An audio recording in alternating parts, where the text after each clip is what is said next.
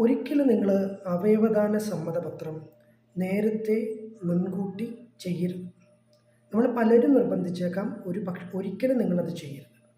നിങ്ങൾക്ക് അവയവദാനത്തോട് താല്പര്യമുണ്ടെങ്കിൽ നിങ്ങളുടെ ഏറ്റവും അടുത്ത സഹോദരങ്ങൾ, ബന്ധുക്കൾ, നിങ്ങളുടെ ഭാര്യ, മക്കൾ എന്നിവരോട് സംസാരിക്കുക. നിങ്ങൾക്ക് നാളെ എന്തെങ്കിലും സംഭവിച്ചാൽ അത് അവരുടെ വിവേചനത്തോടു കൂടി പ്രവർത്തിക്കും. കാരണം ഇന്ന് കേരളത്തെ അവയവദാന മാഫിയ കൈയടക്കിയിരിക്കുകയാണ്. നമ്മളൊരു ആശുപത്രിയിൽ ഒരു സർജറിക്ക് ചെന്നാൽ നാളെ മസ്തിഷ്ക മരണം സംഭവിച്ചുകൂടുന്നില്ല. നമ്മളൊരു തെരുവോരങ്ങളിൽ നടക്കുമ്പോൾ നമ്മൾ അപായപ്പെടുത്താൻ നമ്മുടെ ആളുകളുണ്ട്. അതുകൊണ്ട് നമ്മൾ ശ്രദ്ധിക്കണം, അവയവദാനം മുൻകൂട്ടി ചെയ്യരുത് സമ്മതപത്രം.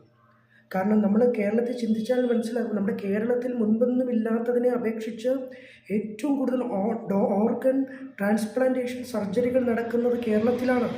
നിരവധി ഹോസ്പിറ്റലുകളായി വന്നിരിക്കുന്നു. ശ്രദ്ധിക്കുക.